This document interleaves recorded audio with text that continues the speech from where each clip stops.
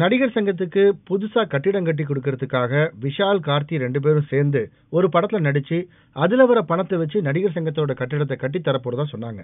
அதுக்கான நேரம் இப்ப கைகூடி வந்திருக்கு. விஷாலும் கார்த்திக்கும் இணைஞ்சு ஒரு புதிய படத்துல நடிக்க இருக்காங்க. இந்த படத்தை இயக்குனரும் நடிகருமான பிரபுதேவா டைரக்ட் பண்ண இருக்காராம். தெரி ஹிட் கொடுத்த அட்லி மீண்டும் விஜயை வச்சு ஒரு படம் இயக்கிட்டு இருக்காரு. விஜயோட 61வது படமா அமைஞ்சிருக்கிற அந்த படத்துல விஜய்க்கு 3 வேஷங்களாம். இந்த நிலையில படத்தோட ஷூட்டிங்காக மொத்த யூனிட்டும் இப்ப ராஜஸ்தானுக்கு போயிருக்கு. அங்க கொளுத்துற வெயில கண்டு யூனிட் கலங்கி போயிருக்கான். இருந்தாலும் பாடல் காட்சியை ராஜஸ்தான் பின்னணியில தான் எடுத்தே ஆகணும்ன்ற பிடிவாதத்தோட படப்பிடிப்பை நடத்திட்டு வர்றாராம் அட்லி. அவரோட பிடிவாதம் விஜய் கொஞ்சம் அப்செட் ஆக்கியிருக்கான். மெட்ரோ படத்துக்கு அப்புறமா தரணிதரன் இயக்கத்துல உருவான படத்துல நாயகனா நடிச்சாரு ஸ்ரிஷ். ராஜா ரங்குஸ்கி அப்படின்னு இந்த பெயரிடப்பட்ட இந்த படத்துல சாந்தினி நாயகியா நடிச்சிருந்தாங்க. யுவன் இசையமைத்து வரும் இந்த படத்தோட படப்பிடிப்பு சென்னையில தொடங்கி வேகமா நடைபெற்று வந்தது.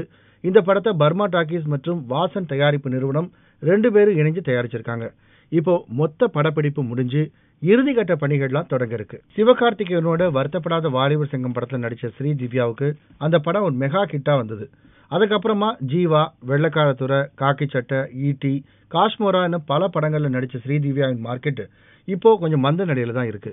இந்த நிலையில ஜீவாவோட சங்கிலி புங்கிலி கதவை தொற படத்துல நடிச்சிட்டு வர ஸ்ரீதிவ்யாவுக்கு இப்போ அதர்வாவுடன் ஒத்தைக்கு ஒத்த படத்துல நடிக்கிற வாய்ப்பும் கிடைச்சிருக்கு.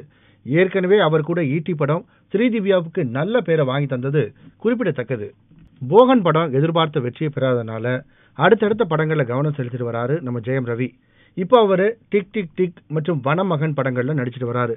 வனமகன் படத்துல பெரும்பாலான காட்சிகள் காற்று பகுதியிலே தான் படமாக்கப்பட்டிருக்கான்.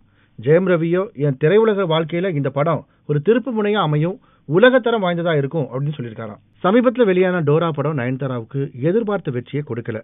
இருந்தா கூட எந்தவித சோர்வும் இல்லாம அதே எனர்ஜியோட படப்பிடிப்புல கலந்து கொண்டு வராங்க நம்ம நயன்தாரா.